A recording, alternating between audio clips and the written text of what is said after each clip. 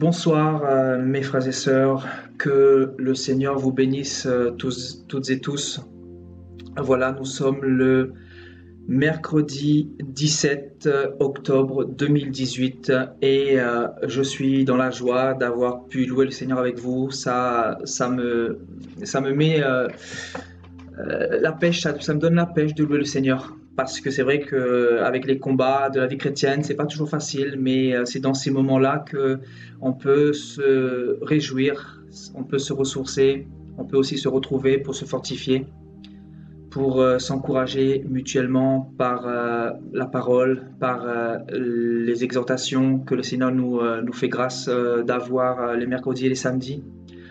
Alléluia, gloire à Dieu. Que le nom de Jésus-Christ soit béni, glorifié. Donc ce soir, nous allons parler sur ce thème suivant, le mystère de l'iniquité. Donc un message très profond. Récemment, j'étais en train de passer l'aspirateur et l'Esprit du Seigneur était en train de me parler. Le Seigneur était en train de m'ouvrir l'esprit pour me faire comprendre un peu certaines choses, notamment des choses que j'ai du mal à comprendre au niveau de certains chrétiens.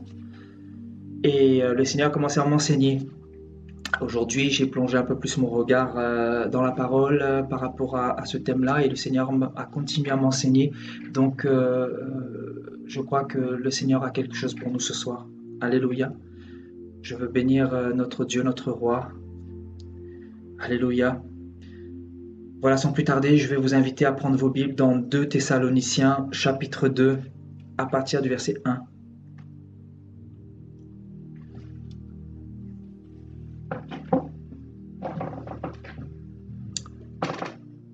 Et bien évidemment, je vous invite à partager cette exhortation sur votre page Facebook, ainsi que dans quelques groupes si vous pouvez le faire, afin de faire bénéficier à quelqu'un de cet enseignement. Alléluia.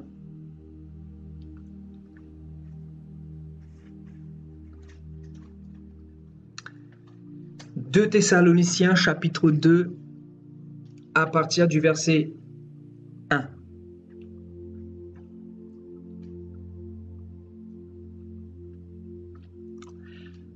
Pour ce qui concerne l'avènement de notre Seigneur Jésus-Christ et notre réunion avec lui,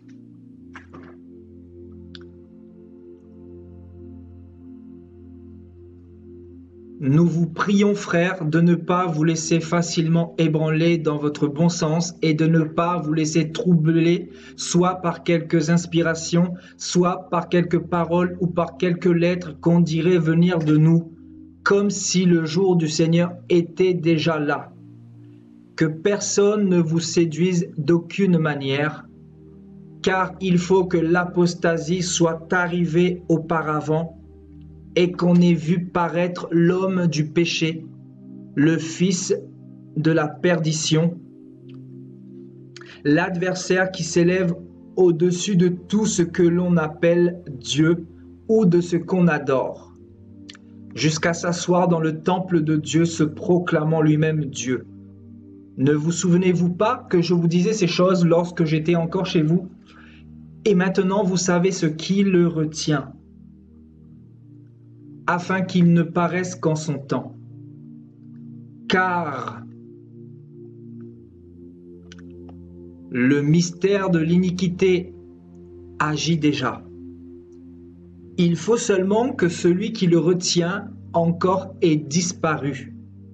Et alors paraîtra l'impie que le Seigneur Jésus détruira par le souffle de sa bouche et qu'il anéantira par l'éclat de son avènement. L'apparition de cet impie se fera par la puissance de Satan avec toutes sortes de miracles, de signes et de prodiges mensongers, et avec toutes les séductions de l'iniquité pour ceux qui périssent parce qu'ils n'ont pas reçu l'amour de la vérité pour être sauvés. On va s'arrêter ici. Alléluia. Merci Seigneur pour ta parole. Ici, l'apôtre Paul s'adresse aux Thessaloniciens et aussi à tous ceux qui ont accepté Jésus-Christ comme Seigneur et Sauveur. Et il va nous parler ici du mystère de l'iniquité au verset 7. Paul nous dit ici, le mystère de l'iniquité agit déjà. Donc, Paul a écrit cette épître, bien évidemment, il y a un peu plus de 2000 ans. Donc, Paul nous donne une révélation capitale ici. Et il nous dit, le mystère de l'iniquité agit déjà. Donc, la question que j'aimerais nous poser, c'est quoi le mystère de l'iniquité, frères et sœurs? Vous savez que la Bible est un mystère. Récemment, nous avons étudié sur le mystère qui se cache derrière la croix de Jésus-Christ. Cette sagesse cachée qui n'a pas été donnée à tout le monde de le comprendre. Notamment cette folie de la prédication de la croix. Christ mort et ressuscité, c'est-à-dire le Dieu Tout-Puissant qui va s'incarner, qui va donner sa vie pour venir nous sauver. Donc ça, c'est une folie pour les hommes de ce monde. Mais pour nous, nous avons reçu la révélation et nous savons que le mystère, que la croix est un mystère et que beaucoup n'arrivent pas à saisir ce mystère-là. Paul va nous parler de beaucoup de mystères dans la Bible. Et Jésus dira que cela vous a été donné de connaître les mystères du royaume des cieux. C'est-à-dire vous les disciples de Jésus-Christ. Mais cela ne leur a pas été donné. Donc ils ont des yeux pour voir, mais ils ne peuvent pas voir. Parce qu'ils voient avec les yeux de la chair. Tandis que les disciples de Jésus-Christ voient avec les yeux de l'esprit. Parce qu'ils ont quelque chose que le monde n'a pas. C'est-à-dire le Saint-Esprit. Donc la Bible est un mystère. Et Paul ici est en train de nous parler du mystère de l'iniquité, frères et sœurs. Donc l'iniquité en grec, donc anomia, on va étudier un peu ce terme grec avant de développer, frères et sœurs. Alléluia.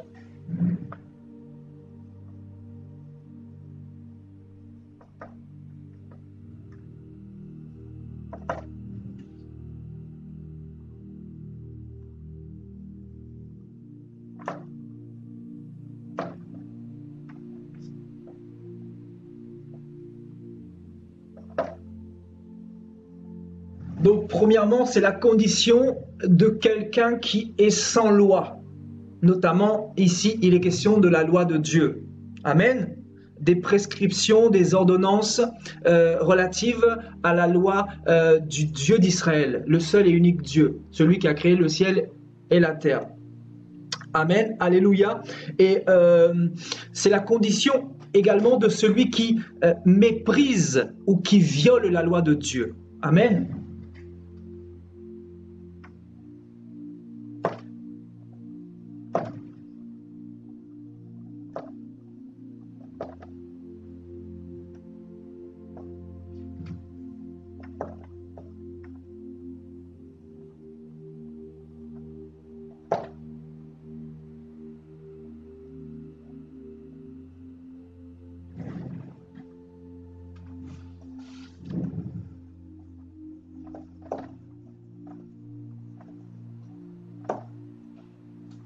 Donc ce terme veut dire aussi méchanceté, tout simplement. Amen. Donc, Paul va utiliser ce terme grec anomia.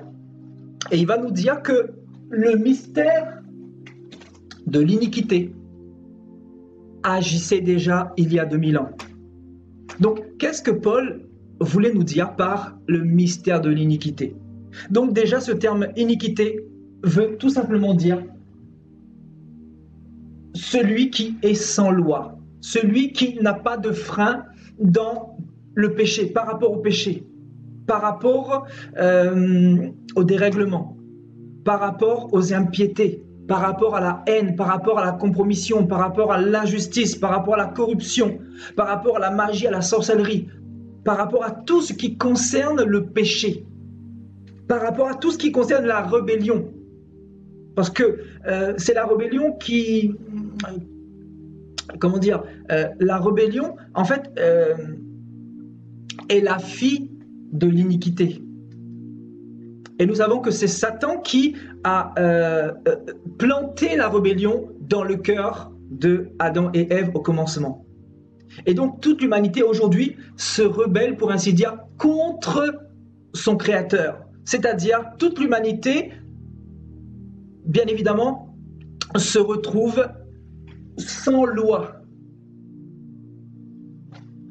Toute l'humanité méprise et viole la loi de Dieu, viole la loi du Créateur.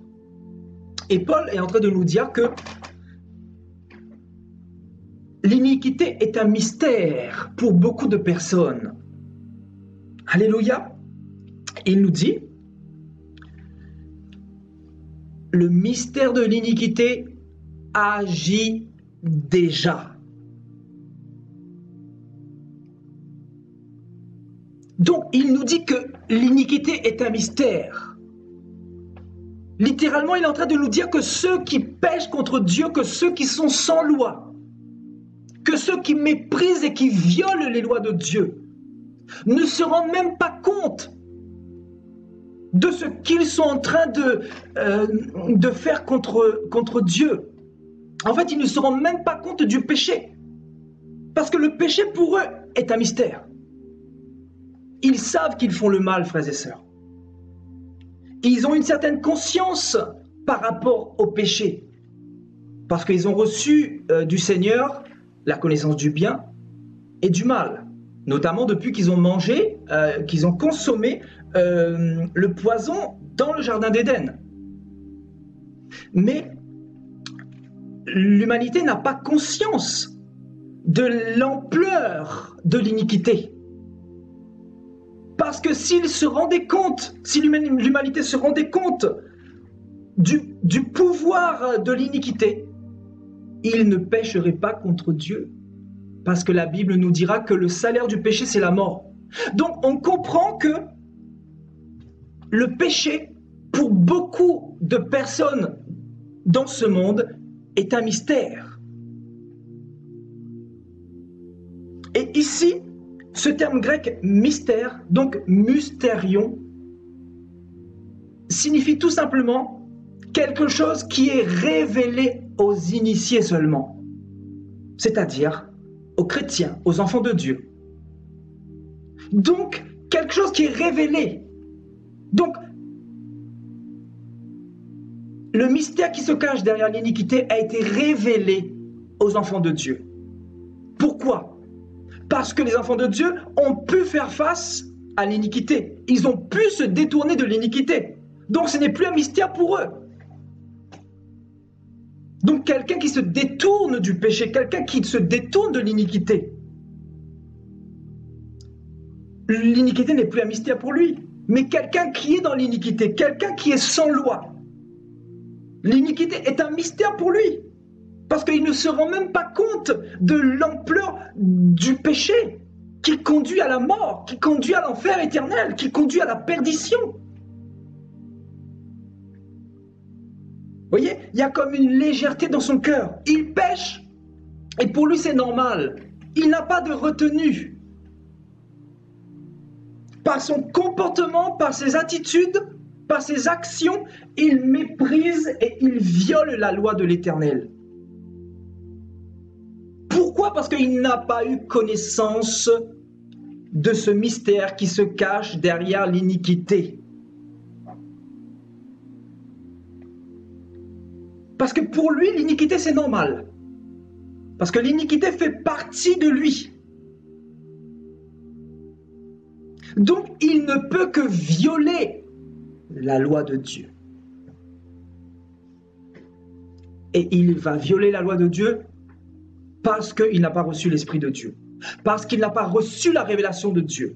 Parce que quelqu'un, s'il veut se détourner de l'iniquité, il est obligé de recevoir l'Esprit de Dieu. Si quelqu'un n'a pas l'Esprit de Dieu, il ne lui appartient pas, disait le Seigneur dans Romains 8. Donc pour se détourner de l'iniquité, pour ne plus mépriser ou violer la loi de Dieu, nous avons besoin du Saint-Esprit. Parce que le Saint-Esprit nous donne la révélation du mystère de l'iniquité. Comment se fait-il que hier, vous étiez dans la masturbation, dans la pornographie, dans l'homosexualité, et que depuis le jour de votre conversion, il y a quelque chose qui s'est passé dans votre intérieur, dans votre esprit, dans votre âme, et que vous rougissez par rapport à toutes ces choses dans lesquelles vous étiez hier? Comment se fait-il que il y a comme une transformation, comme un changement, comme une régénération qui s'est fait en vous? C'est tout simplement parce qu'il y a quelque chose qui s'est passé. Vous avez reçu quelque chose que le monde n'a pas reçu, c'est-à-dire le Saint-Esprit. Et c'est le Saint-Esprit qui vous donne la connaissance du mystère de l'iniquité. Et le Seigneur m'enseignait que le mystère de l'iniquité, en fait, c'est vraiment le péché qui est banalisé. Le péché, en fait, qui est devenu normal. Et Paul nous dit que le péché était devenu normal déjà à l'époque, c'est-à-dire il y a 2000 ans en arrière. Le péché était déjà normal. C'est-à-dire, il y a des gens qui péchaient tranquillement. En fait, nous sommes officiellement rentrés dans la fin des temps il y a 2000 ans, quand Jésus-Christ est venu mourir et ressusciter. Nous pouvons parler de l'ère de la fin des temps depuis 2000 ans.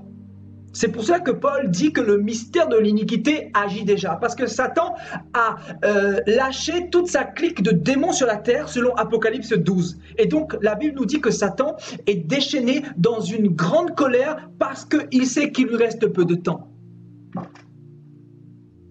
Donc, il va structurer son royaume de manière à pousser les hommes à se rebeller contre Dieu. De manière à faire croire à l'homme que l'iniquité est le chemin véritable.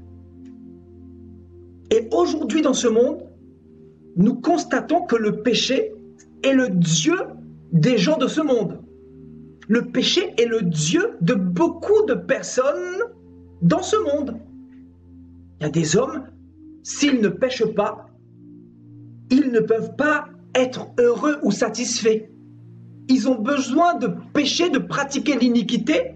Ils ont besoin d'être sans loi pour pouvoir exister, pour pouvoir se réjouir. Parce qu'ils ont adhéré au mensonge de Lucifer. Tout ça les a plongés dans un état d'aveuglement. Et aujourd'hui, en 2018, le mal est appelé bien et le bien est appelé mal. Tout simplement parce que beaucoup n'ont pas eu la révélation par rapport au mystère de l'iniquité. Parce que le péché est un mystère. L'iniquité est un mystère. Nous qui étions dans le péché hier, nous pensions que c'était normal, n'est-ce pas, frères et sœurs? Quand vous êtes partis coucher avec des femmes, avec des garçons, quand vous masturbiez hier, quand vous étiez dans la pornographie, quand vous étiez dans les boîtes de nuit, quand vous conduisiez sous l'emprise des stupéfiants, du cannabis, de l'alcool, de la cocaïne, vous pensiez être quelqu'un. Vous n'aviez pas, le déclic pour vous dire que ces choses-là étaient mauvaises, étaient mal. Vous étiez sans frein par rapport à l'iniquité. Parce que l'iniquité était complètement étrangère par rapport à votre entendement. Pour vous, l'iniquité faisait partie de vous. Donc, vous ne pouviez que être ami avec le péché, avec l'iniquité.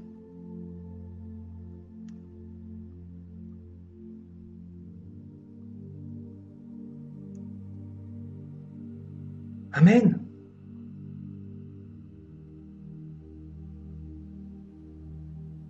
Donc, celui qui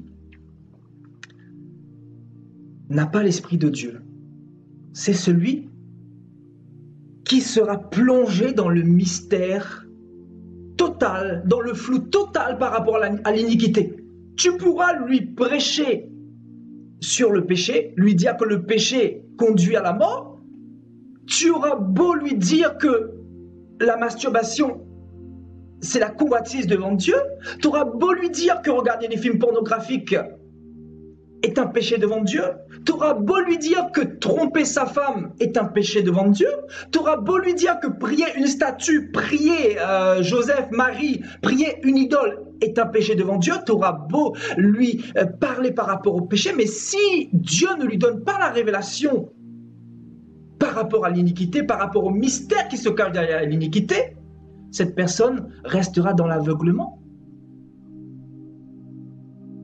Et justement, j'étais en train de méditer par rapport à la chrétienté actuelle. Je me disais, mais Seigneur, mais comment se fait-il que il y a des personnes qui n'arrivent pas à sortir, par exemple, de la cigarette? Il y a des chrétiens qui prétendent aimer le Seigneur, qui sont soi-disant chrétiens ou chrétiennes, et qui sont avec le Seigneur depuis 20 ans, depuis 30 ans, mais qui sont toujours dans le péché, qui sont toujours dans la cigarette, qui sont toujours dans la masturbation, qui sont toujours dans l'idolâtrie. Donc je me suis dit, mais Seigneur, mais c'est quoi le problème? C'est quoi le problème? Et le Seigneur me parle du mystère de l'iniquité. L'iniquité est encore un mystère pour eux. Parce que s'ils avaient reçu la révélation par rapport au mystère de l'iniquité, ils sortiraient très très rapidement du péché. Vous savez pourquoi? Parce que quand tu sais que la Bible dit que le salaire du péché, c'est la mort, regardez ce que dit la Bible, frères et sœurs. Dans Romains chapitre 6.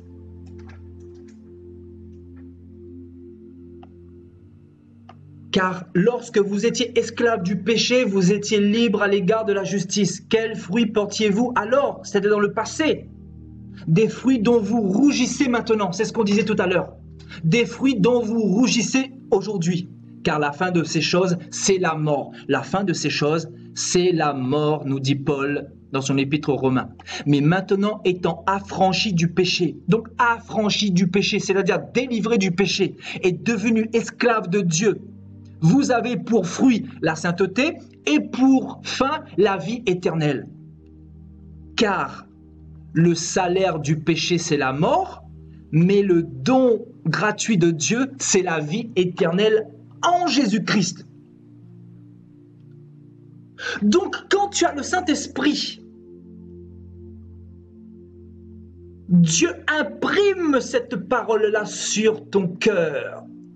Et il te fait comprendre que le salaire du péché, c'est la mort, c'est l'enfer éternel. En fait, il te fait comprendre en te donnant la révélation. Et il va planter cette parole dans ton cœur pour t'arracher des griffes de Satan. Donc, quand tu reçois la révélation de la parole de Dieu, tu es obligé de sortir du péché. Parce que tu reçois la révélation par rapport au mystère de l'iniquité. Donc, cela m'amène à dire qu'il y a des chrétiens qui lisent la Bible de manière charnelle, qui ne reçoivent pas la révélation. En fait, c'est une question de révélation. Pour sortir du péché, il faut recevoir la révélation du Saint-Esprit. Parce que tu peux avoir connaissance que la cigarette est un péché, mais pourquoi tu ne sors pas de la cigarette? Parce que tu n'es pas entièrement conscient des dangers de la cigarette. Parce que tu n'as pas réellement compris ce qui se cache derrière le mystère de l'iniquité. Le mystère de l'iniquité, Paul nous dit que le salaire du péché, c'est la mort. Le salaire du péché, de la cigarette, de l'alcool, de la masturbation, de la prostitution, de l'homosexualité, le salaire de l'idolâtrie, c'est la mort. Voilà le mystère qui se cache derrière l'iniquité. Et beaucoup refusent de recevoir la révélation par rapport à ce mystère-là. Parce qu'ils se disent qu'en recevant cette révélation-là, ils vont devoir abandonner quelque chose auquel ils sont attachés depuis des années. Et le Seigneur a dit, celui qui voudra garder même la moindre petite chose, même sa fille, son fils, sa mère, son grand-père, ou ce que vous voulez, il n'est pas digne de moi. Il doit tout laisser. Donc j'étais en train de me poser la question, je me dis, mais Seigneur, mais comment se fait-il, comment faut-il parler aux chrétiens en 2018? En fait, Paul nous dit que le mystère de l'iniquité agissait déjà il y a 2000 ans. Donc imaginez, aujourd'hui nous sommes en 2018, après Jésus-Christ. Satan a travaillé depuis 2000 ans environ. Donc imaginez l'iniquité, ô combien c'est devenu un mystère pour tellement de chrétiens.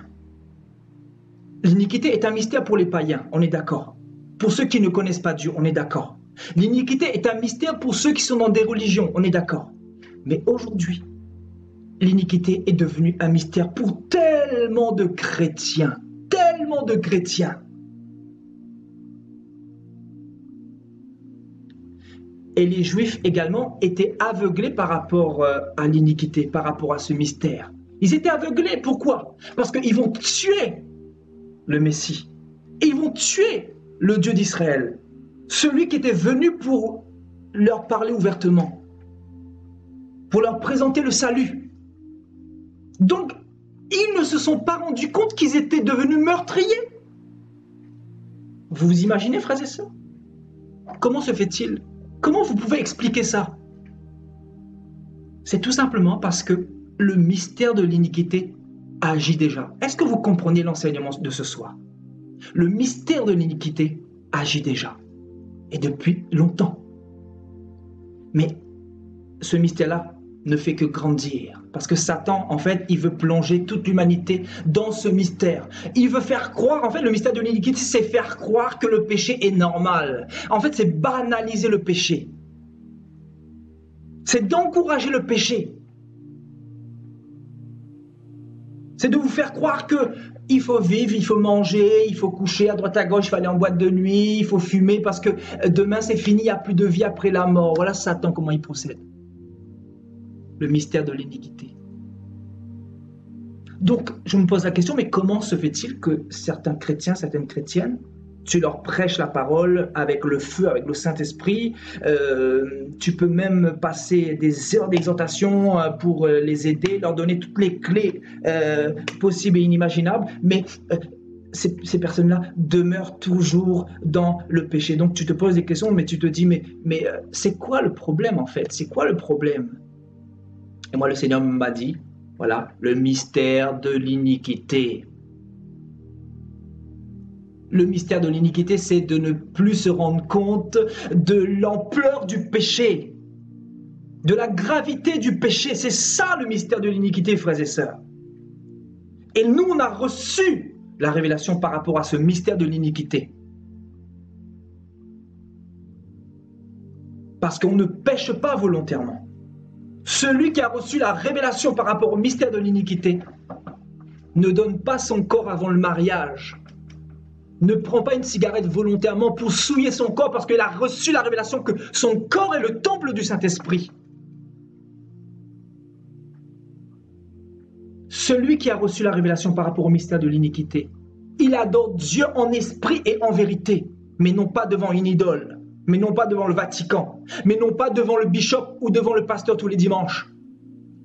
Celui qui a reçu la révélation par rapport au mystère de l'iniquité, c'est celui qui va craindre Dieu, qui va se détourner du mal, comme Néhémie dans la Bible, comme Esdras, comme Daniel, comme Joseph, et comme beaucoup de prophètes.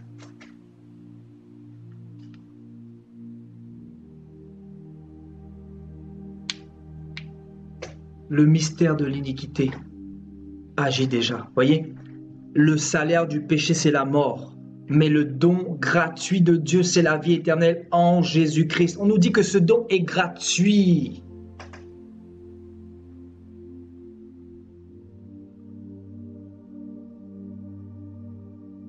Waouh!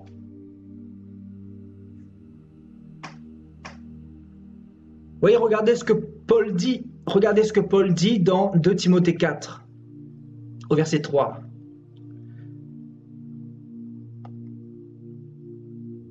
Car il viendra un temps, vous voyez, c'est prophétique, il viendra un temps où les hommes ne supporteront pas la saine doctrine. Vous savez pourquoi? Parce que le mystère de l'iniquité agit déjà. Parce que le mystère de l'iniquité n'a fait que s'amplifier depuis les siècles, depuis 2000 ans. car il viendra un temps où les hommes ne supporteront pas la saine doctrine. Et ce temps, c'est ce que nous sommes en train de vivre.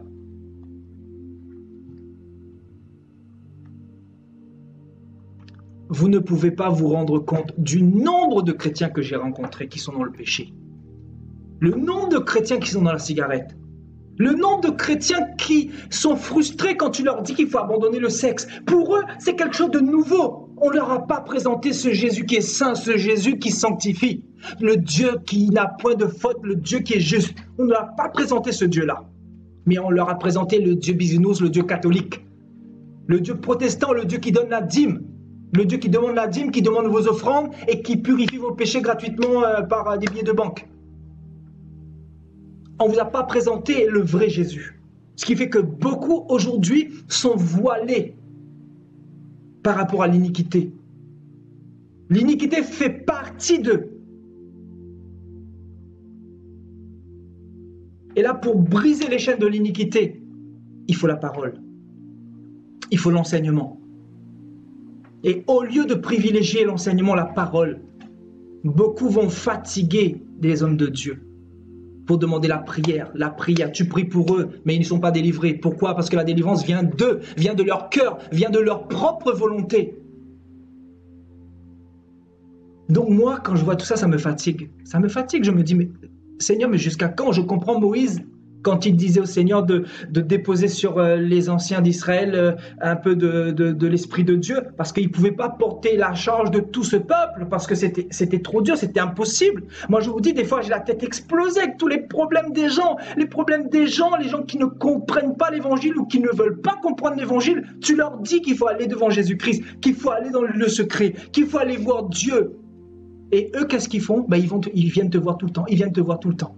Tu as déjà prié pour eux, pour la cigarette, tu as brisé les liens, tu as brisé tous les liens, tu as déchiqueté tous les liens. Donc concrètement, il n'y a plus de liens. Mais ils ont toujours des problèmes avec la cigarette, avec la masturbation, avec l'impudicité, avec l'alcool. Donc tu te dis, mais c'est quoi le problème?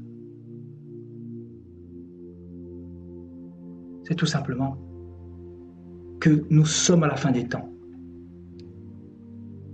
Et je vous assure, moi je ne sais pas quel Saint-Esprit vous avez reçu, mais moi l'Esprit que j'ai reçu me montre énormément de choses.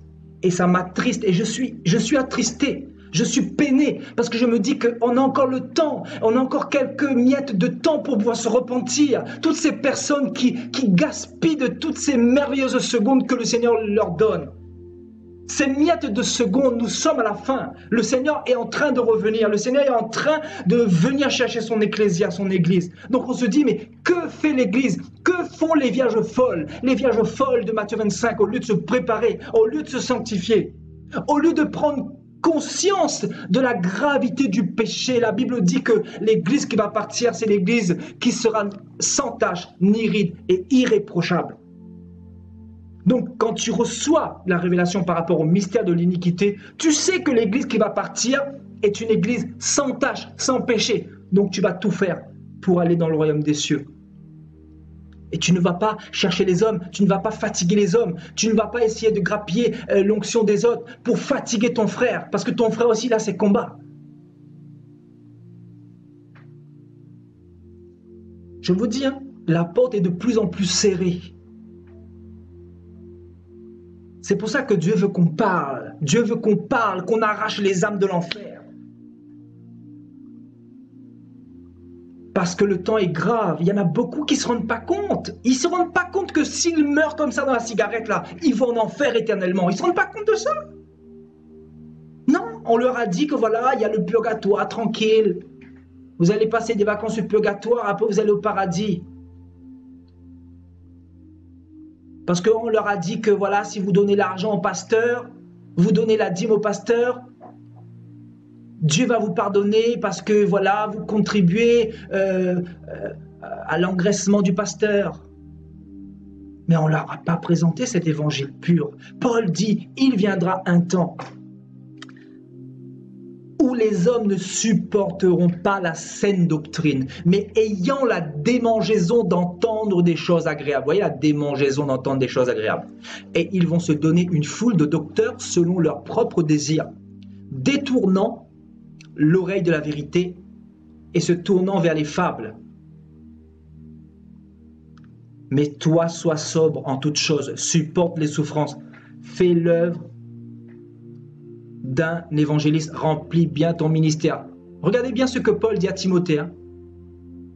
Sois sobre en toutes choses, supporte les souffrances. Et je peux vous assurer que les hommes de Dieu, les vrais hommes de Dieu, je vous assure qu'ils souffrent, ils souffrent. Déjà, ils souffrent de leur propre combat par rapport à la chair qu'ils doivent assujettir. Ils souffrent par rapport à leur course chrétienne. Ils souffrent par rapport à leur propre salut. Et ils souffrent de tout ce qu'ils voient, c'est-à-dire dans Sodome et Gomorrhe. Donc, c'est double souffrance. Et je peux vous assurer que c'est pesant, c'est lourd. Et c'est toutes ces souffrances-là qu'on porte, frères et sœurs. Parce qu'on ne peut pas se réjouir quand on voit, comment dire, des chrétiens qui rejettent la grâce de Dieu. Des chrétiens qui refusent d'accepter la croix, des chrétiens qui viennent nous fatiguer alors que les choses sont tellement simples.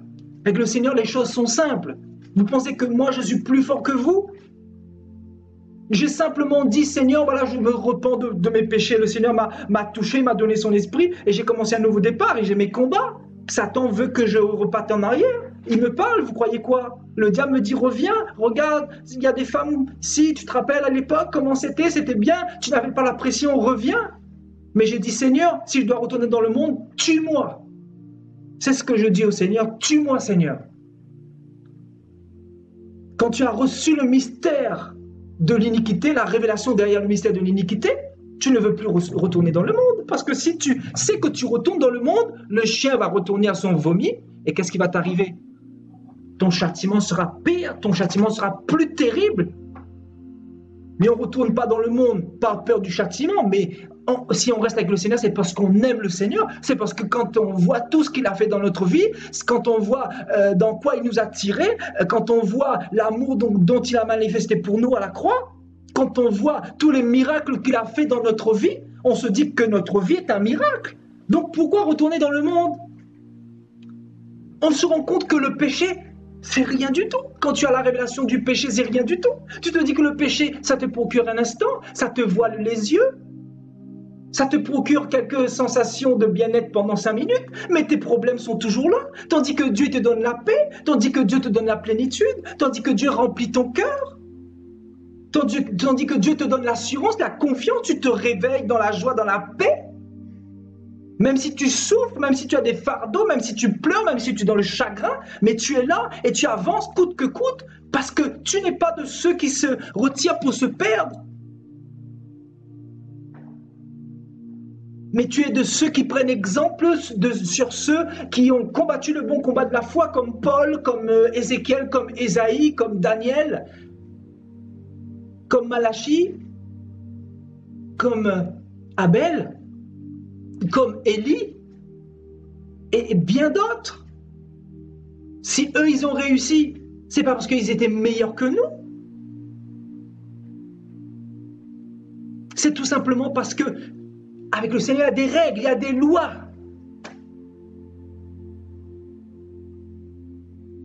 Quand tu t'approches du Dieu d'Israël, tu n'es plus sans loi. Donc arrêtons de se dire chrétien.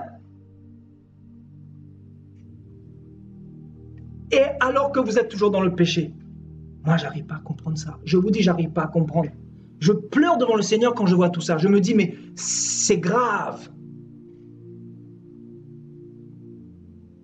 Vous voyez, viendra un temps où les fidèles auront la démangeaison d'entendre des choses agréables. Et ils vont se donner des foules de docteurs pour vous bercer, pour vous chatouiller les oreilles. Et c'est ce que nous vivons aujourd'hui.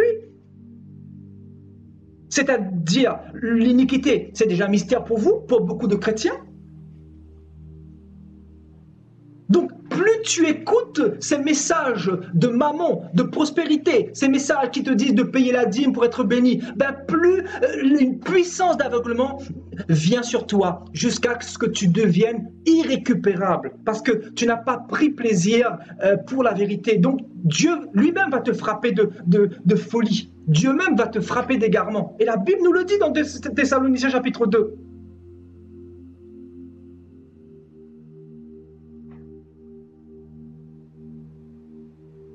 Waouh, vous ne vous rendez pas compte que Dieu est saint? Comment Faut-il vous dire les choses? Donc, il y a des personnes qui reçoivent la parole de Dieu, la semence de Dieu, mais tout de suite après, Satan vole cette parole-là. Parce que les chrétiens ne veillent pas sur le trésor qu'ils ont reçu. Ils n'ont pas compris que le pain de vie qu'ils ont reçu est le trésor le plus précieux. Ce n'est pas le mariage. Satan est venu et Satan te dit que voilà, le mariage, il faut avoir le mariage pour être béni. Il faut avoir l'argent, il faut avoir la villa, il faut avoir le matériel, il faut avoir un travail pour être béni. Mais ce n'est pas ce que Jésus-Christ nous a demandé. Jésus-Christ nous a demandé de rechercher les choses d'en haut premièrement. Et toutes choses vous seront données par-dessus tout. Donc regardez la confusion, regardez la confusion. Vous imaginez? L'iniquité est devenue un mystère pour les chrétiens aujourd'hui. Quand je dis les chrétiens, entre guillemets. D'accord? Parce qu'il y a chrétiens et chrétiens. Il y a le blé et l'ivraie. Il y a vierge folle et vierge sage. Il y a hypocrite et chrétien sincère. Vous voyez donc, il y a chrétiens et chrétiens. Et je peux vous assurer, combien vont rater l'enlèvement.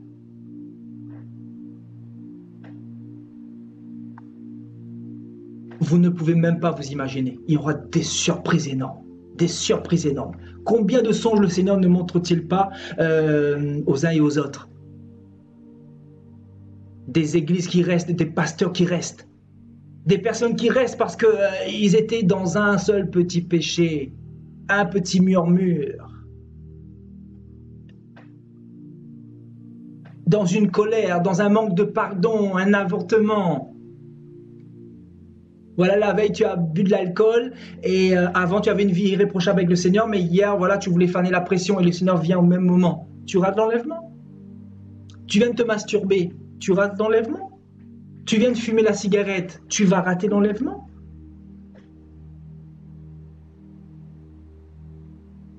Vous ne vous rendez pas compte qu'il s'agit de l'éternité. L'éternité, frères et sœurs.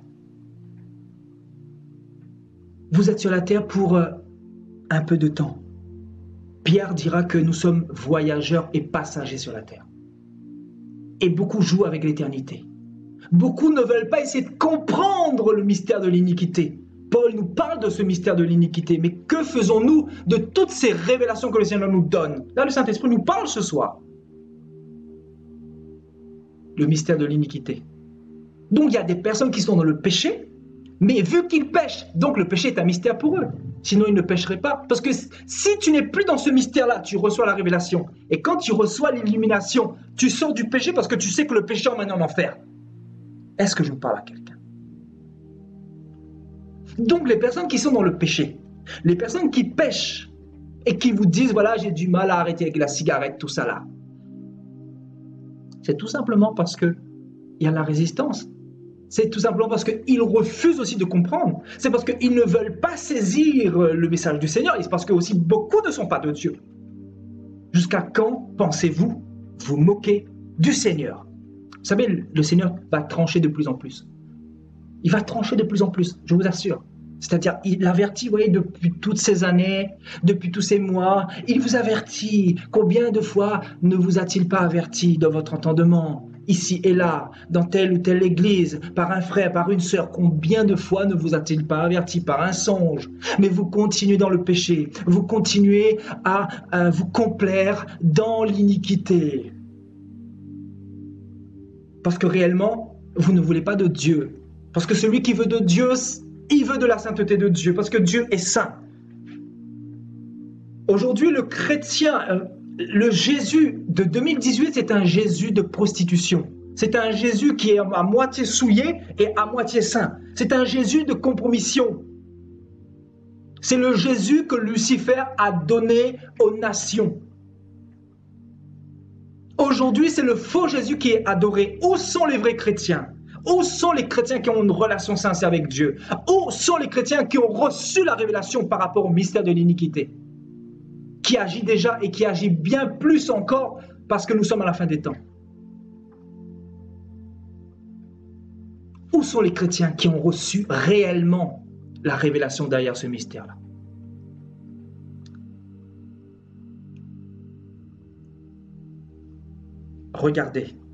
Regardez dans Matthieu 24 ce que le Seigneur va dire.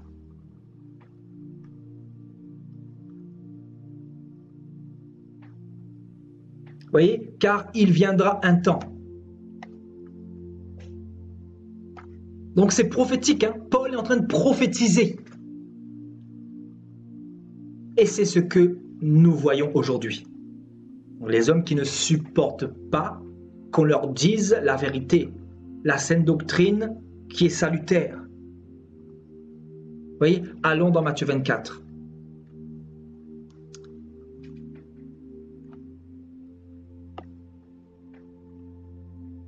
Et parce que l'iniquité se sera accrue, waouh, on nous parle de croissance par rapport au péché.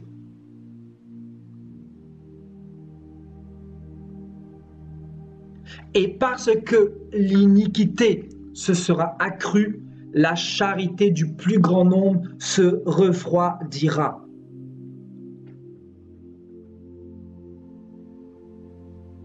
Et ce terme grec accroître veut nous dire aussi augmenter, multiplier, parce que l'iniquité se sera multipliée.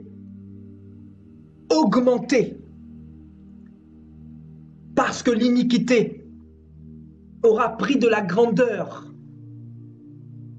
et aura pris de l'ampleur, de la croissance. Et on nous dit que c'est le paroxysme de l'iniquité qui fera venir l'homme impie. Voyez, quand l'Église sera enlevée, le péché ne pourra plus être contenu. Le sel de la terre sera enlevé. Et c'est là que l'homme impie fera son apparition, voyez, car le mystère de l'iniquité agit déjà. Il faut seulement que celui qui le retient, donc l'Église, ait disparu. Et alors paraîtra l'impie. Voyez, l'homme impie, l'homme de péché, l'homme d'iniquité, l'homme sans loi. Voyez, l'homme qui est sans loi, l'homme qui méprise et qui viole la loi de Dieu. Et dans le livre de l'Apocalypse, on nous dit que les hommes de ce monde vont blasphémer le Dieu du ciel. Au lieu de se repentir, vous imaginez ? Dans Apocalypse 9, au lieu de se repentir, ils vont blasphémer le Dieu du ciel. Le Dieu qui a autorité sur tous les fléaux.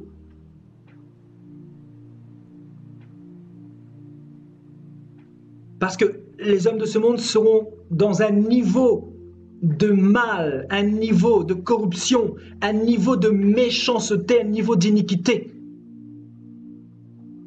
qu'ils ne pourront même plus se rendre compte de leur état. Vous imaginez? C'est-à-dire l'homme, à force de péché, peut devenir irrécupérable. C'est grave, vous imaginez? Le péché entraîne l'endurcissement. Et nous aurons l'occasion de voir dans Hébreux 3 dans un instant. Mais avant de continuer, regardez, la Bible dit, Jésus dit ici, dans Matthieu 24, chapitre 12, « Parce que l'iniquité se sera accrue. » Vous voyez la croissance par rapport aux personnes qui vont être sans loi. La croissance par rapport à l'homosexualité, par rapport au mariage pour tous, par rapport à la bestialité de l'homme, par rapport à la corruption, par rapport à la franc-maçonnerie, par rapport à la sorcellerie, par rapport à la division, aux calomnies, par rapport à la cupidité dans les assemblées et dans le monde, l'argent qui est devenu le Dieu des chrétiens, le Dieu des gens de ce monde. Et parce que l'iniquité se sera accrue, la charité du plus grand nombre se refroidira. Voilà ce que Satan veut enlever dans ce monde, l'amour. Voyez, la charité. Regardez ce monde, allez dans les grandes villes, venez ici sur Paris, vous allez voir, vous allez comprendre que la charité n'existe plus ici à Paris. Je vous dis la vérité, est-ce que quelqu'un peut confirmer ce que je suis en train de dire? Allez dans les métros parisiens, vous allez vous rendre compte à quel point les hommes sont robotisés. Les hommes sont plongés dans leur smartphone. Waouh, tu te dis, mais mon Dieu, Jésus avait raison. L'iniquité va s'accroître, nous disait-il il y a 2000 ans. Et l'amour du plus grand nombre se refroidira. Et c'est ce que nous voyons aujourd'hui dans le monde et dans les assemblées. Vous savez pourquoi ? Parce que le diable a suscité, notamment dans les assemblées chrétiennes, le diable a suscité tous ces bonbons pasteurs qui vous prêchent d'autres messages, par exemple l'argent, par rapport aux bénédictions, par rapport à la prospérité, et on vous voile les yeux par rapport à l'iniquité. Vous voyez, donc l'iniquité est complètement devenue un mystère pour vous, ce qui fait que vous allez dans les églises, vous continuez à vous maquiller outre mesure, vous continuez à vous habiller comme des prostituées, mettre des jupettes, vous habiller sexy pour séduire d'autres personnes, des frères et sœurs, voilà, vous continuez à manifester le comportement que vous aviez dans le monde, parce que réellement vous n'êtes pas convertis, mais vous êtes encore dans le monde. Et le monde est rentré dans les assemblées chrétiennes, le monde est rentré dans les églises aujourd'hui, frères et sœurs. Je ne vous parle même pas de l'église catholique, parce que l'église catholique, c'est flagrant. Vous allez à l'église catholique, les gens se regardent comment ils sont habillés, etc. Surtout dans les petits villages, on sait comment ça fonctionne. Hein. On était catholique aussi, mais je vous parle des églises soi-disant réformées, les églises protestantes. Allez faire un tour et vous allez vous rendre compte de l'hypocrisie.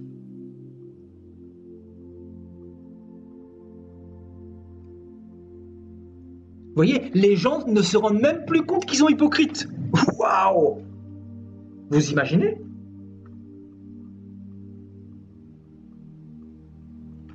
Les gens ne se rendent même plus compte qu'ils sont méchants aujourd'hui. Regardez sur Internet comment les chrétiens se font la guerre les uns les autres. Mais moi, je ne comprends pas. Je me dis, mais Seigneur, mais comment se fait-il que des chrétiens qui se disent de Jésus-Christ viennent te faire la guerre, viennent te traiter de démons, de Belzébuth, même des personnes que tu as délivrées, des personnes que tu as chassé leurs démons, et ce sont ces mêmes personnes-là qui se lèvent contre toi. Donc, comment tu peux comprendre ça ?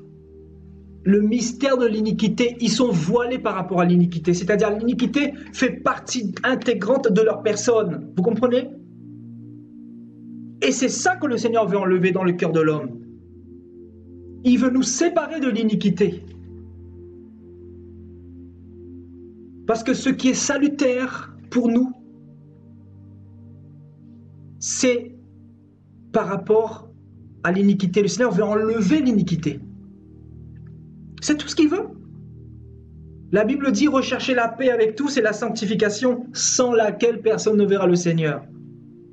Donc sans la sanctification, personne ne verra le Seigneur. Quelqu'un qui n'est pas sanctifié, c'est quelqu'un qui est voilé par rapport à l'iniquité. C'est quelqu'un qui pêche et qui ne se rend même pas compte. Quelqu'un qui pêche et qui dit, un chrétien qui pêche et qui dit « Bon, j'ai le temps, je vais attendre demain », c'est quelqu'un qui est voilé par rapport à l'iniquité, qui n'a pas reçu le mystère. Parce que je vous dis, frères et sœurs, moi-même je tremble, je vous dis, hein, des fois j'ai eu des combats terribles, j'ai dit « Mais Seigneur mon Dieu », vous savez, je tremblais comme ça, de peur de tomber dans le péché. Hein. Je tremblais, hein, si vous sauriez les combats que j'ai vécus. Et je peux vous assurer que j'ai essayé de me tenir assujetti devant le Seigneur, me dire « Mais Seigneur, c'est inenvisageable que je puisse retourner dans le monde. C'est impossible.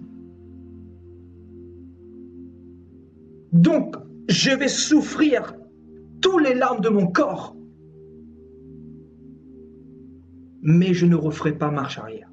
Parce que quand tu as goûté à la bonne parole, la Bible dit, et si tu retournes en arrière là, tu deviens irrécupérable. Et Hébreux 6 nous en parle. C'est fini pour toi. Quand tu as goûté vraiment la parole, quand tu as reçu le Saint-Esprit et que tu blasphèmes le nom de Dieu et que tu foules le sang de l'agneau, qu'est-ce qui reste encore pour toi? Quelle part y a-t-il encore pour toi? Quel sacrifice il reste encore pour toi?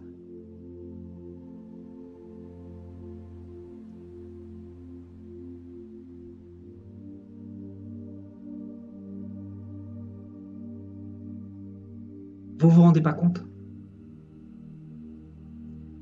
Même moi, je me bats pour essayer de me sauver. Et quand je vois des chrétiens qui sont en train de fumer comme ça, moi j'ai rencontré des chrétiens comme ça là, on a fait leur délivrance, on a enlevé leurs démons, Et juste après, une cigarette. Je vous assure, hein, une cigarette comme ça, normal. Donc, voilé par rapport au péché. Complètement étranger par rapport à l'iniquité, parce que l'iniquité fait partie de la personne.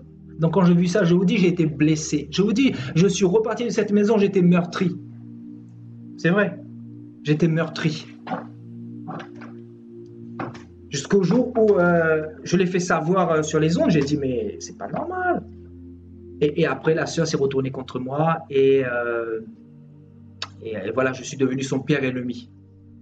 Parce que voilà, je n'ai pas l'amour. Vous voyez, je n'ai pas l'amour. Ah oui? On te dit les choses avec douceur et tu te moques du Seigneur et je te reprends et tu me dis que je n'ai pas l'amour. Mais quel temps sérieux, quel temps difficile. On se dit, mais on est dans un temps là, frères et sœurs, c'est grave. C'est grave.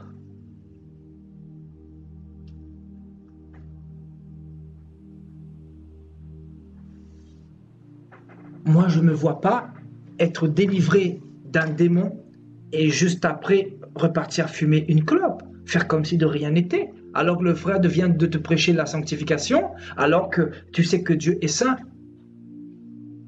Tu le sais, ça. Et que ton péché passe avant le Seigneur.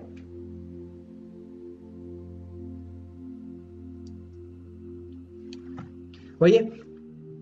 Et parce que l'iniquité se sera accrue, la charité du plus grand nombre se refroidira. Et allons faire un tour dans Acte 3. On va partir dans Hébreu. Hébreu 3. Au verset 12.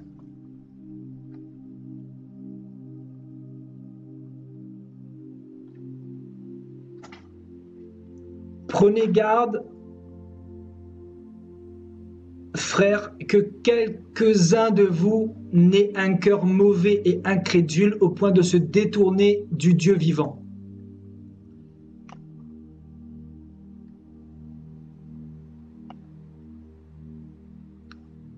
Mais exhortez-vous les uns les autres chaque jour aussi longtemps qu'on peut dire aujourd'hui, afin qu'aucun de vous ne s'endurcisse par la séduction du péché. Voyez?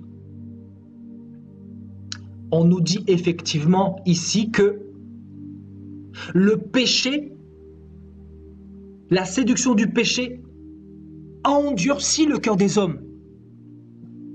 Et vous savez, les conséquences de l'endurcissement du cœur de l'homme, c'est l'aveuglement spirituel. C'est l'insensibilité au niveau de son cœur, au niveau de son âme, au niveau de son entendement.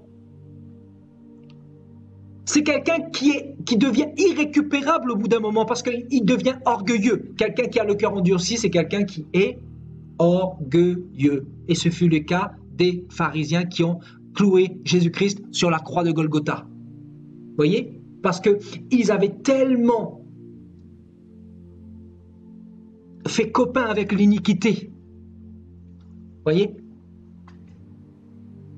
Ils ont tellement baigné dans l'iniquité sans se remettre en question. C'est pour ça que, écoutez-moi bien, la remise en question par rapport à l'iniquité. L'examen de soi-même pour voir sa position devant le Seigneur. Je vous dis, c'est un examen de conscience que nous tous, nous devons faire devant le Seigneur.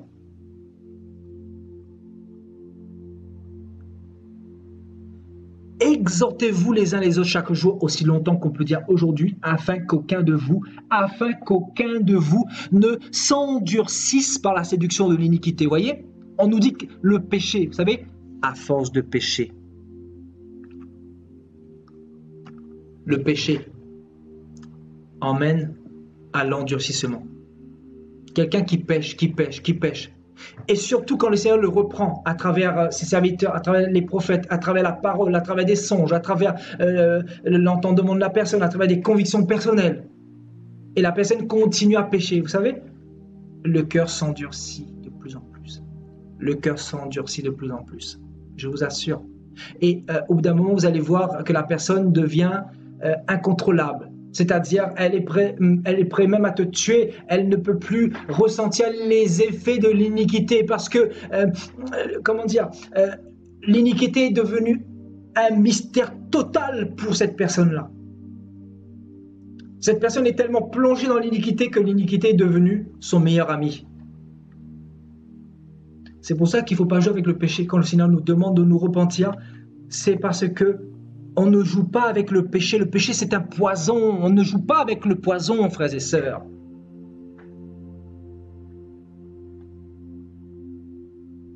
Parce qu'à force de jouer avec le poison, regardez dans 2 Thessaloniciens chapitre 2. Regardez.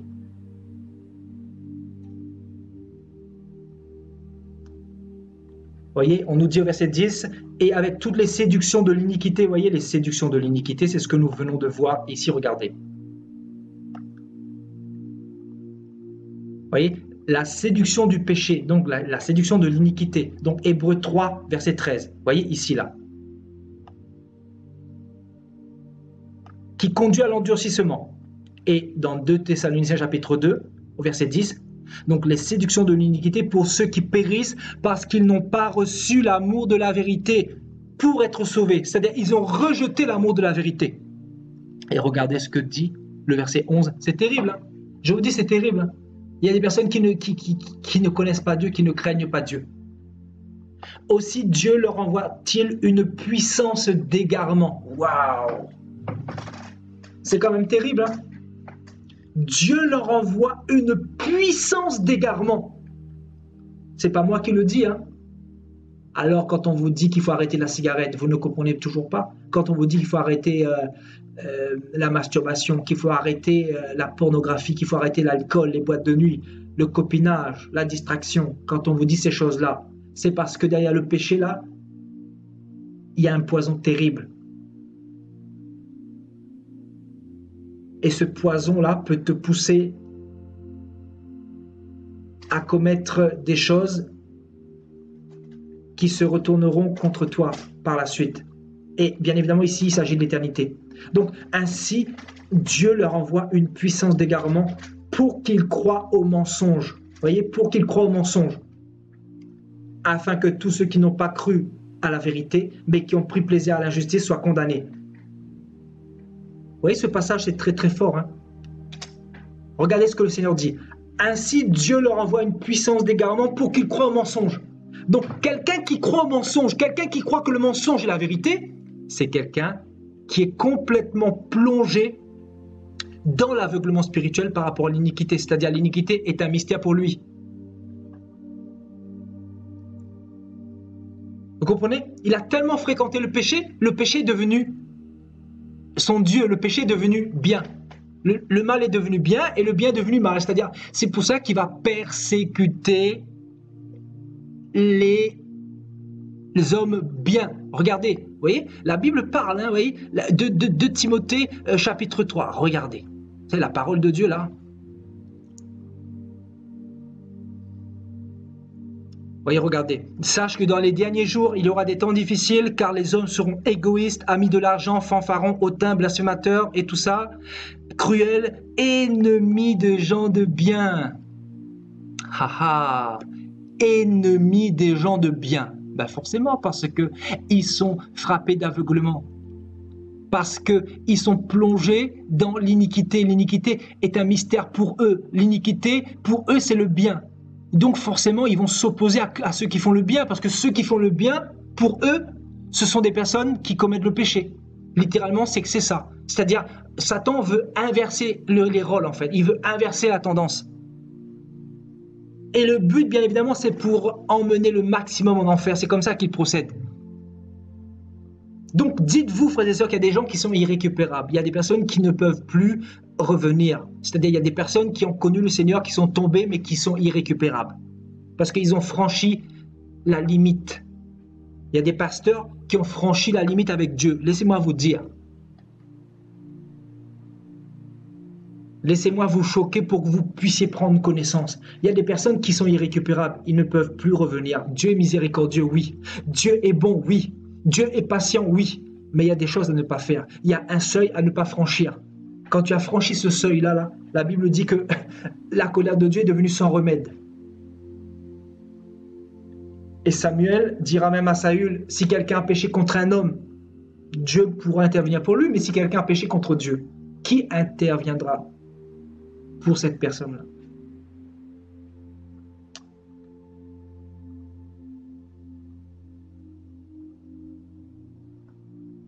Voyez la parole de Dieu est ennemi des gens de bien. Est-ce que vous suivez toujours là, l'enseignement? Vous suivez l'enseignement ou c'est que moi qui est connecté là?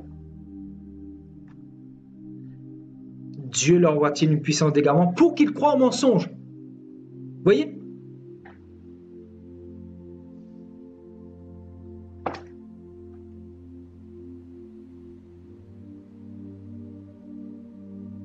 Waouh! C'est grave.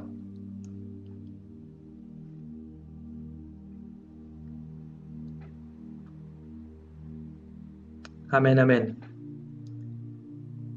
Maintenant, allons dans Actes chapitre 2, au verset 40 et 41.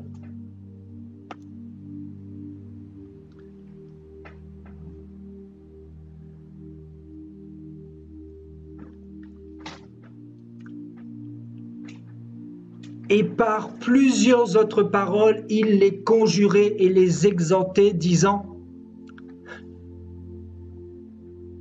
sauvez-vous de cette génération perverse. Là, c'est Pierre qui parle au verset 41. Ceux qui acceptèrent sa parole. Voyez? Donc, dans ce monde, nous avons deux catégories de personnes. Ceux qui acceptent la parole et ceux qui la rejettent. Ceux qui acceptèrent sa parole furent baptisés. Donc celui qui accepte la parole, c'est celui qui reçoit la révélation par rapport au mystère de l'iniquité. Vous comprenez? Et celui qui reçoit la révélation par rapport au mystère de l'iniquité, c'est quelqu'un qui ne pêche plus volontairement comme avant. C'est quelqu'un qui veille sur son comportement, sur ses attitudes. Et c'est quelqu'un qui se fait baptiser, parce que le baptême, c'est un engagement que tu prends avec le Seigneur. Et la Bible dit: et en ce jour-là, le nombre des disciples s'augmenta d'environ 3000 âmes. Vous imaginez dans ces 3000 âmes? Ces 3000 âmes qui ont accepté la parole de Dieu. Vous savez, le mystère de l'iniquité a commencé à agir il y a 2000 ans. N'est-ce pas? C'est ce que Paul disait tout à l'heure dans 2 Thessaloniciens chapitre 2. Le mystère de l'iniquité a commencé à agir il y a 2000 ans. On nous dit qu'à l'époque, ceux qui ont accepté la parole furent baptisés. Et en ce jour-là, le nombre de disciples s'augmenta d'environ 3000 d'un coup. Et aujourd'hui, regardez le nombre de réelles conversions que vous pourrez avoir dans les assemblées. C'est tellement minime. Je parle des réelles conversions. Parce que là, on nous dit que ces 3000 âmes sont sauvées. Ce sont 3000 âmes qui ont reçu le Saint-Esprit, qui ont reçu la révélation, qui ont reçu l'oracle prêché par la bouche de Pierre. Après, peut-être par la suite, il y en a eu peut-être 10 rétrogrades, je ne sais pas. Mais là, on nous parle dans ce contexte-là de 3000 personnes qui ont accepté la parole. La parole qui nous dit de se détourner du péché, de sortir de cette génération perverse. Donc ces 3000 âmes ont été baptisées et ce même jour, le nombre des disciples s'augmenta d'environ 3000. À l'époque, qu'est-ce que le Saint-Esprit veut nous dire par là? À l'époque, les gens se convertissaient réellement, c'est-à-dire c'était sincère, c'était pur. Aujourd'hui, j'ai remarqué, frères et sœurs, je vous dis, j'ai rencontré beaucoup de chrétiens, beaucoup de chrétiens. Des chrétiens voilà, qui ont besoin de délivrance, des chrétiens ici et là. Je vois des chrétiens, beaucoup de chrétiens, qui, au bout de 20 ans, 30 ans, n'ont pas encore expérimenté la naissance d'en haut. Pourtant, ils aiment le Seigneur selon eux. Hein. Bon, après, moi, je sais pas, j'ai pas la même notion d'amour, je ne veux pas condamner, mais moi, je veux dire les choses ouvertement. Je veux dire par là, 20 ans, 30 ans avec le Seigneur, étaient toujours avec le même péché, avec la même cigarette, avec le même alcool. Je ne sais pas qu'est-ce que j'ai avec la cigarette, mais c'est quelque chose que je retrouve beaucoup chez les chrétiens. Donc on se dit, mais il y a un problème.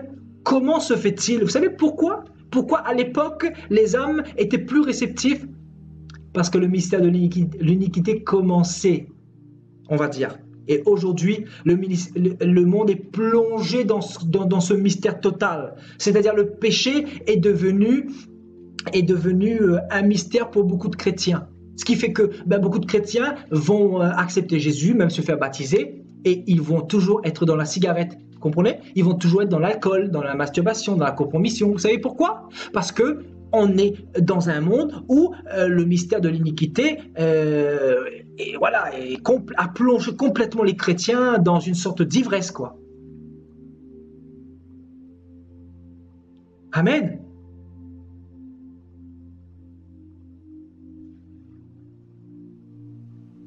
Donc Paul nous dit ici, je vais revenir ici quelques instants. Le mystère de l'iniquité agit déjà.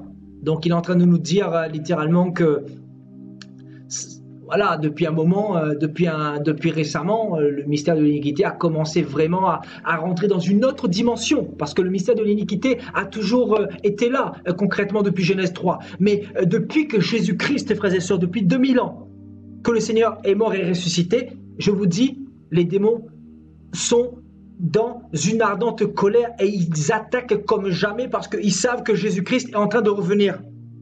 Déjà à l'époque, les disciples pensaient que Jésus-Christ allait revenir dans les quelques mois ou les quelques années. Vous comprenez, on se situe à la base de la mort et de la résurrection de Jésus-Christ. Car le mystère de l'iniquité agit déjà. Donc imaginez-vous maintenant en 2018, et je peux vous assurer, moi, j'ai rencontré beaucoup de chrétiens,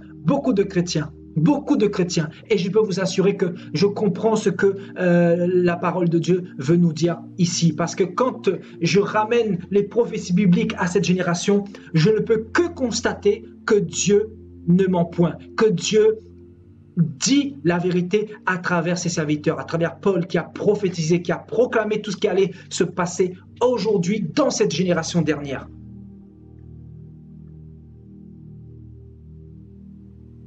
Donc, comment se fait-il? Il y a des chrétiens pendant 20 ans, pendant 30 ans, toujours dans le même péché. Je n'arrive pas à comprendre.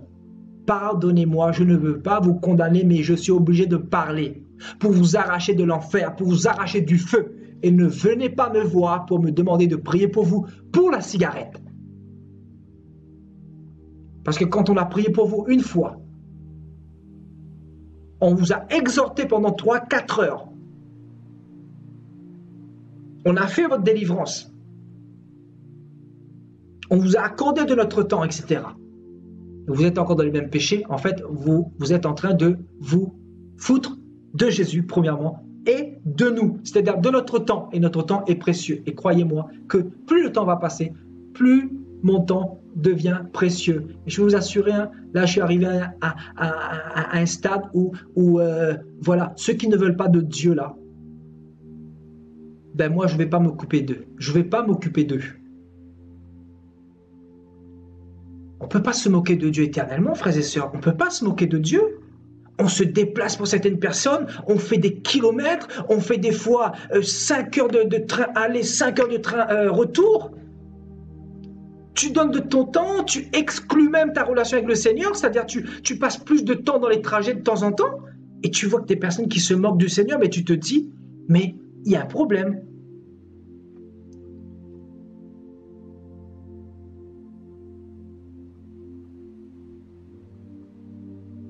Il y a un réel problème.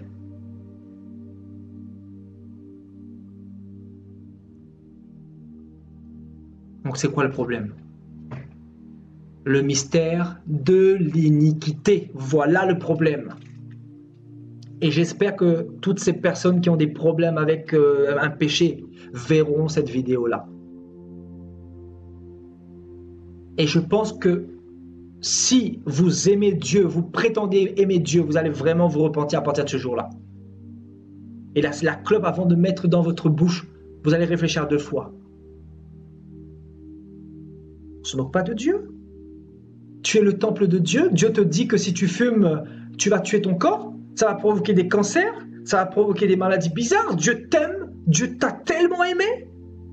Et tu continues à fumer, à tuer ton corps. Mais Dieu pleure.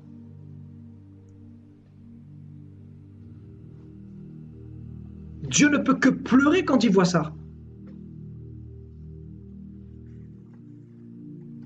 Vous voyez, acte 3.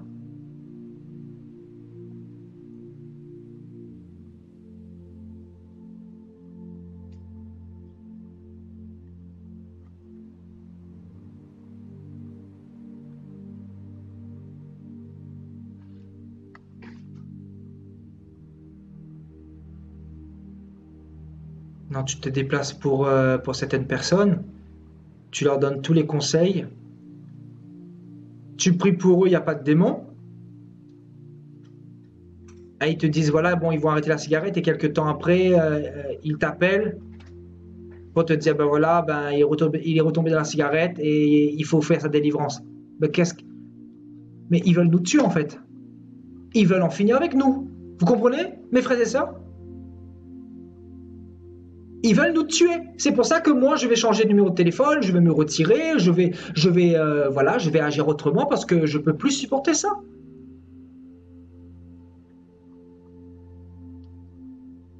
Vous pensez que nous sommes devenus des marabouts?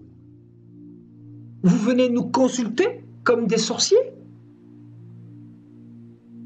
Nous, on n'est pas des marabouts, on est des prédicateurs, des petits prédicateurs. On vous prêche la parole, on vous prêche simplement la sanctification. Après, Dieu, oui, nous a donné peut-être un peu d'onction pour faire les délivrances, mais ce n'est pas ça le plus important. Le plus important, c'est la prédication, c'est la parole, c'est la repentance. C'est votre cœur. Tournez-vous vers le Seigneur, donnez votre cœur au Seigneur. Gémissez, pleurez. Humiliez-vous sous la main puissante du Seigneur, il vous élèvera au temps convenable, disait la parole. C'est à vous, premièrement, que Dieu, ayant suscité son serviteur, l'a envoyé pour vous bénir en détournant chacun de vous de ses iniquités. Vous voyez, en détournant chacun de vous de ses iniquités. Donc, comment se fait-il qu'il y a des chrétiens, pendant 10 ans, pendant 20 ans, pendant 30 ans, ils ne se sont pas encore détournés de leurs péchés? Donc, il y a un problème. Le mystère de l'iniquité.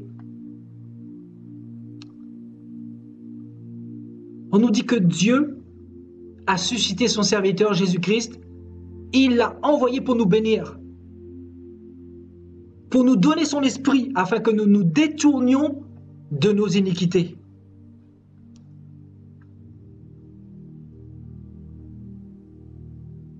Waouh!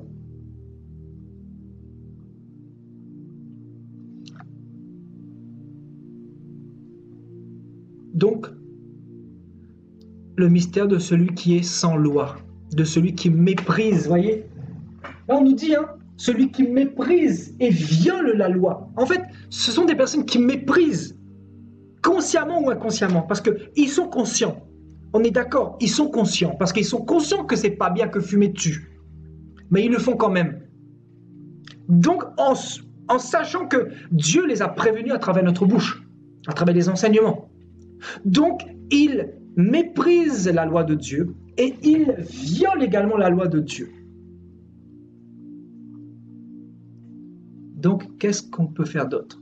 Viendra un temps où les fidèles ne supporteront pas la saine doctrine. Et qu'est-ce qu'ils veulent des sorciers, des marabouts? Ils veulent que vous priez pour eux, pour que Dieu fasse la chose à leur place. Alors que Dieu a dit, tout est accompli, mon ami. Si tu veux arrêter la cigarette, c'est à toi d'accomplir maintenant cette œuvre. Jésus dira à Paul, ma grâce te suffit, car ma puissance s'accomplit dans ta faiblesse. Ma grâce te suffit. Il faut arrêter ces histoires de prie pour moi pour arrêter la cigarette. Il faut arrêter avec ça.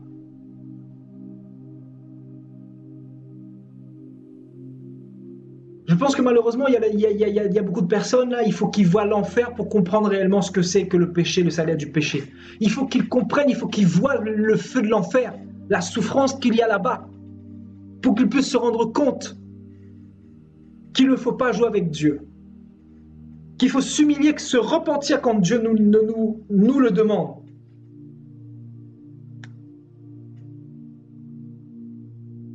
C'est pour ça que le premier commandement, c'est d'aimer Dieu de tout son cœur, de toute son âme, de tout son esprit. Vous voyez? Et je crois que je terminerai par un dernier verset. On va partir dans Matthieu 7. Vous voyez? On prêche l'évangile, voilà. L'évangile pur. On va partir dans Matthieu 7.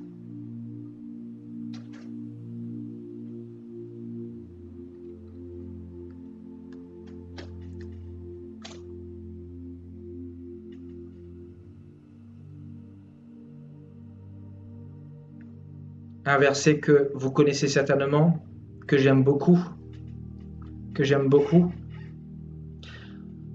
Ceux qui me disent Seigneur, Seigneur n'entreront pas tous dans le royaume des cieux, mais celui-là seul qui fait la volonté de mon Père qui est dans les cieux. Que personne ne vous trompe. Que personne ne vous trompe.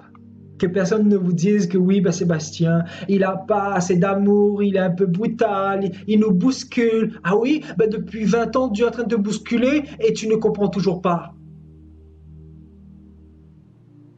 Ah! Ceux qui me disent Seigneur, Seigneur, n'entreront pas tous dans le royaume des cieux, mais celui-là seul qui fait la volonté de mon Père qui est dans les cieux. Et plusieurs me diront ce jour-là, Seigneur, Seigneur. Plusieurs me diront ce jour-là, Seigneur, Seigneur, n'avons-nous pas prophétisé par ton nom? N'avons-nous pas chassé des démons par ton nom? Et n'avons-nous pas fait beaucoup de miracles par ton nom? N'avons-nous pas chanté en ton nom? N'avons-nous pas prié en ton nom? N'avons-nous pas été dans les assemblées en ton nom? N'avons-nous pas prêché ta parole en ton nom?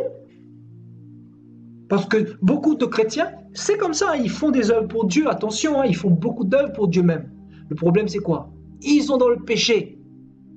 Alors Jésus leur dira ouvertement, je ne vous ai jamais connu. Waouh! Je ne vous ai jamais connu. Retirez-vous de moi, vous qui commettez l'iniquité.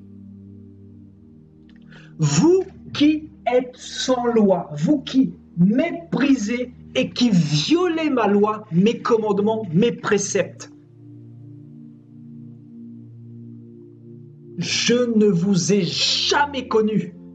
Donc dites-vous bien que si vous continuez dans le péché, la cigarette, l'alcool et toutes ces choses-là, cette prophétie-là va s'appliquer à vous. Je dis bien, cette prophétie-là va s'appliquer à vous si vous mourrez dans cet état-là. Je ne vous ai jamais connu. Vous vous imaginez un peu? Vous arrivez devant le Seigneur en grande pompe. Je vois déjà beaucoup de pasteurs en costume cravate. À dire, Seigneur, voilà, ça fait 30 ans qu'on s'est consacré pour toi. On a prêché ta parole. Et le Seigneur leur dira, je ne vous ai jamais connu. Parce que tu as trompé ta femme. Parce que tu as dépouillé mon peuple. Parce que tu as volé mon peuple. Parce que tu as tordu ma parole. Je ne t'ai jamais connu. Retire-toi de moi. Toi qui commets l'iniquité. Toi qui violes mes ordonnances. Qui violes ma loi.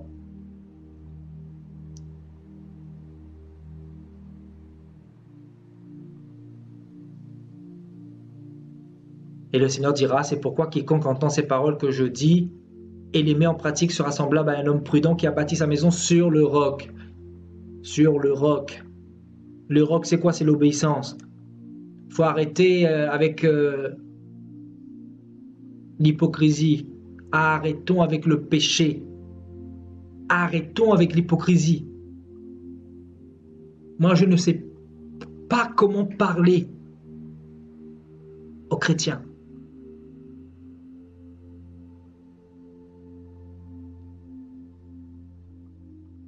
On ne sait plus comment faire, frères et sœurs. Et moi, personnellement, le Seigneur m'a éclairé ce soir. Le mystère de l'iniquité. Vous voyez l'enseignement que le Seigneur nous a donné là? Ça nous ouvre l'esprit, ça nous ouvre l'intelligence. En fait, moi, personnellement, ça me fait comprendre beaucoup de choses par rapport à toutes les situations que je traverse. Et je me dis, mais Seigneur, pourquoi? Pourquoi? On se dit, mais on n'est pas mieux que ces personnes-là, on n'est pas mieux. On se dit, mais comment se fait-il qu'il y a des personnes qui comprennent rapidement, il y a des personnes qui résistent? C'est quoi le problème? C'est quoi le problème?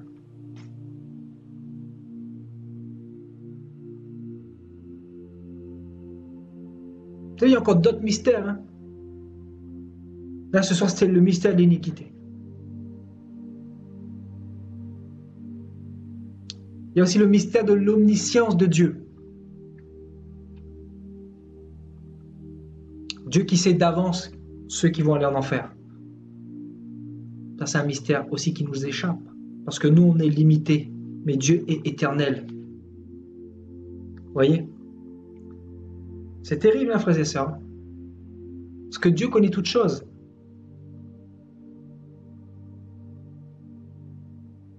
Nous qui sommes sanctifiés par le Seigneur, nous avons tellement peur de commettre le moindre petit péché, ça nous attriste, on va demander pardon à Dieu tout le temps.